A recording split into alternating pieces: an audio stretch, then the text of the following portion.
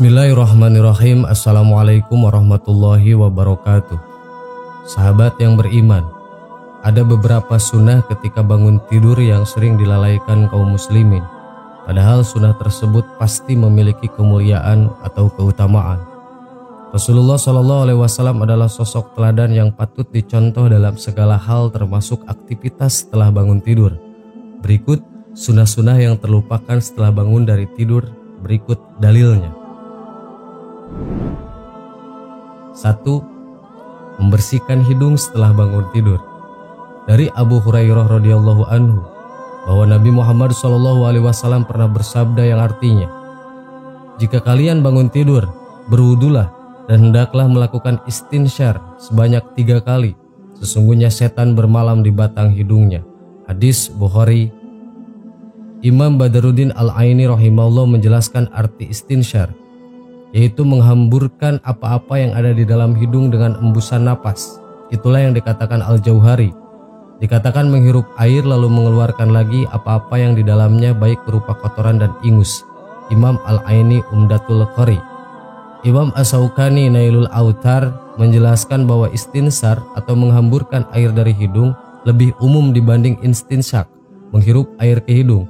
Imam Ibnul Arabi dan Imam Ibnu Qutaibah mengatakan istinsar adalah istinsyak. Sama saja maknanya, tapi mayoritas ahli fikih, ahli bahasa dan ahli hadis mengatakan bahwa istinsar itu berbeda dengan istisqaq. Intisyar dilakukan setelah istisqaq. Imam Syaukani mengutip dari Imam An-Nawawi, katanya, mayoritas ahli bahasa, ahli fikih dan ahli hadis mengatakan bahwa istinsar adalah mengeluarkan air dari hidung setelah istisqaq. Para ulama berbeda pendapat apakah hal ini wajib atau sunnah saja. Menurut Imam Asy-Sya'nai, secara tekstual hadis ini menunjukkan wajib secara mutlak karena berasal dari perintah, baik bangun tidur malam hari atau siang hari. Segolongan ulama dan Imam Ahmad bin Hambal menyatakan wajibnya hal ini, sementara mayoritas ulama mengatakan ini adalah anjuran atau sunnah saja. 2. Mencuci tangan setelah bangun tidur. Dari Abu Hurairah radhiyallahu an bahwa Nabi SAW bersabda, jika kalian bangun tidur maka hendaknya mencuci tangan sebelum memasukkan ke tempat air wudhu, karena kalian tidak tahu di mana semalam tangan kalian bersemayam. Hadis riwayat Bukhari. Ini adalah sunnah yang banyak dilalaikan kaum muslimin. Mereka langsung memasukkan tangannya ke bejana air wudhu tanpa mencuci tangannya dulu. Perintah ini terkait dengan kemungkinan adanya kotoran atau najis yang bisa saja ada di tangan ketika tidur, baik karena menyentuh atau menggaruk kemaluan atau duburnya tanpa mereka sadari saat tidur, sehingga dikhawatiri najis itu tercampur ke dalam air yang ada dalam bejana. Anjuran ini tidaklah teranulir walau kita berwudu melalui air pancuran atau kran. Al-Hafiz Ibnu Hajar rahimahullah menjelaskan, kemudian perintah ini menurut mayoritas ulama menunjukkan sunnah, sedangkan Imam Ahmad memaknainya sebagai wajib pada tidur malam, bukan pada tidur siang. Dari Imam Ahmad juga dalam riwayat yang lain menyunahkan pada tidur siang. Mereka sepakat seandainya mencelupkan tangan ke air, maka air itu tidaklah mengapa. Sedangkan Ishaq, Daud, dan At-Tabari mengatakan airnya menjadi najis. Dalil mereka adalah riwayat yang menyebutkan perintah untuk menumpahkan air tersebut, tetapi hadis tersebut dhaif. Imam Muslim menganggap bahwa langsung mencelupkan tangan ke bejana setelah bangun tidur tanpa mencucinya dahulu itu adalah makruh.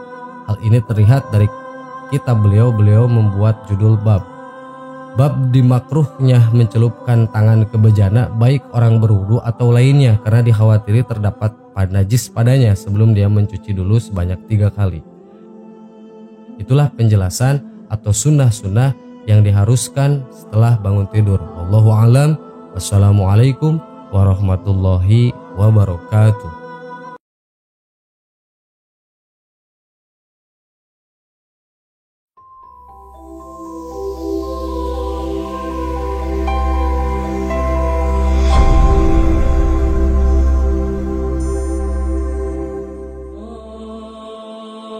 Bismillahirrahmanirrahim. Assalamualaikum warahmatullahi wabarakatuh.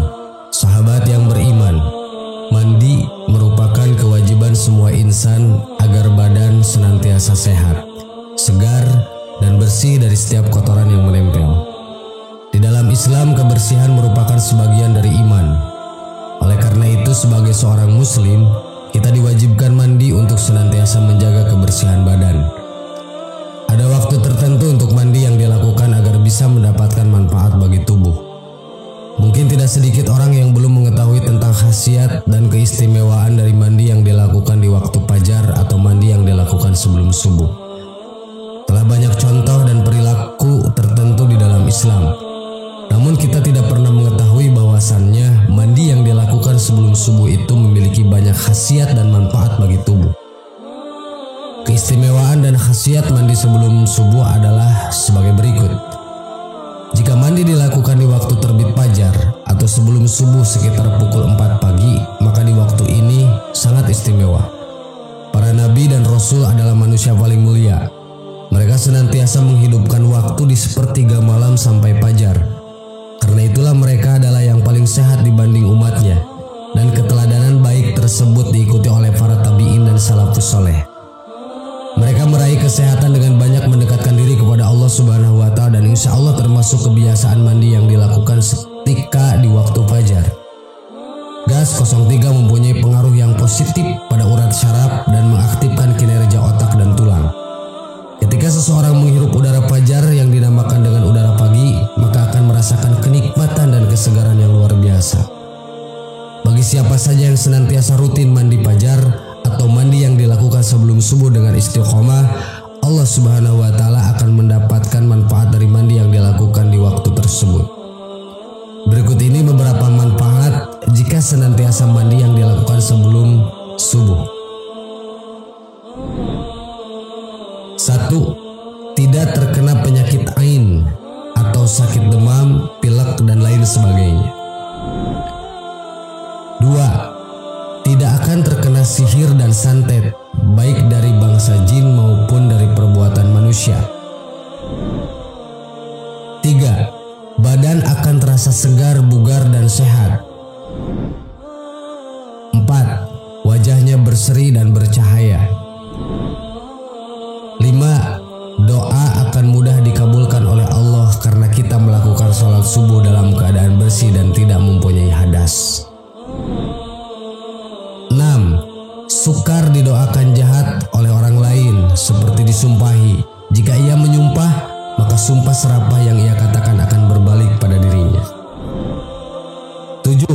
Menguatkan daya tahan pada mata atau tidak mudah rabun.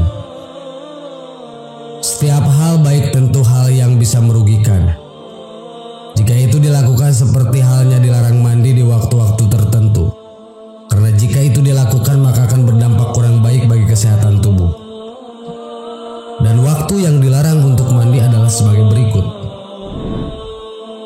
1. Jangan mandi 30 menit setelah sholat asar. Karena di waktu tersebut kondisi darah di tubuh dalam keadaan panas.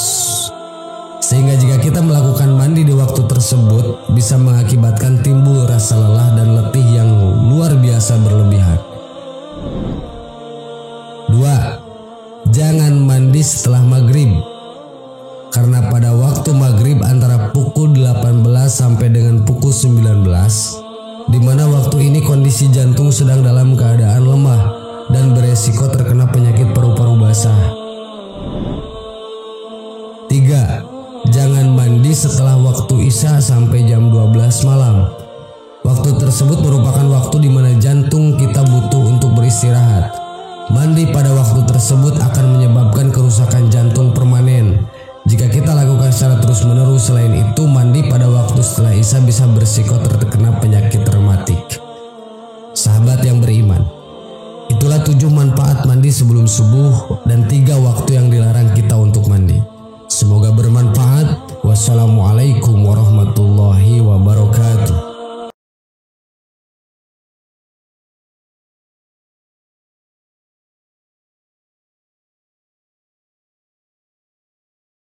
Subhanallah walhamdulillah wa la ilaha illallah wallahu akbar. Subhanallah. Subhanallah walhamdulillah wa la ilaha illallah wallahu akbar. Subhanallah